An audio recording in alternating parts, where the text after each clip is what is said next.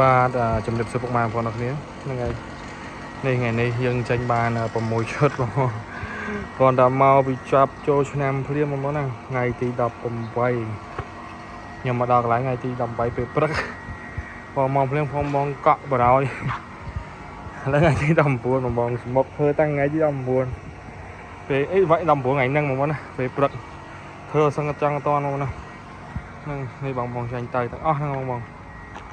សិតតែមានម្ចាស់ទាំងអស់បងហ្នឹងគាត់តែចាប់ចូលឆ្នាំភ្លាមស្មារតីស្បើយហើយមានណាបងឃើញមកដល់ផ្ទះភ្លាមព្រាកំងយកបងឥឡូវយើងបាន6ឈុតនេះមានឈុត90ឈុត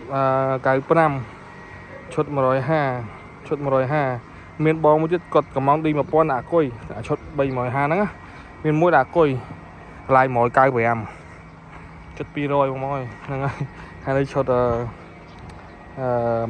បងណាឈុត115ហ្នឹងថ្ងៃនេះសឹងអត់ទាន់មកត្រូវតាំងពីព្រឹករហូតដល់ម៉ានហ្នឹងបងដាច់បាយដាច់ទឹកហើយមេឃនេះក្តៅល្អទៀតចង់លាកសាច់បងហ្នឹងហើយឥឡូវយើងនៅខាងក្រោមមួយទៀតនេះផ្ងាវាបាញ់បតង់ទៀតហ្នឹងហើយនេះយើងបាញ់ហើយជាងអស់ហើយអាចនឹងម៉ោង6ឯងទៀតគ្រឿងឲ្យគាត់ហើយអស់អាចនឹងដាក់ពេលជប់ម៉ោង7ទាំង6ហ្នឹងបងមាននៅពេញមួយនេះ90នេះនៅទូសកែកែប៉ុណ្ណឹងនៅខែទាំងអស់ហ្នឹងហើយស្មានតែមកឲ្យស្បាយបងមានស្បាយអីគាត់តែមកដល់ភ្លាមមកភ្លាមធ្វើសឹងអត់តហ្នឹងហើយខំធ្វើឲ្យបងដែរបងហ្នឹងហើយទាំងណាក៏ឲ្យហើយថ្ងៃហ្នឹងថាកណត់ឲ្យហើយថ្ងៃហ្នឹងគឺហើយថ្ងៃហ្នឹងបងណាហ្នឹងហើយ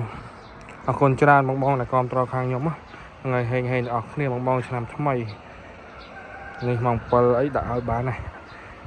ចាំទទួលអរគ្នាបងណាអរគុណច្រើន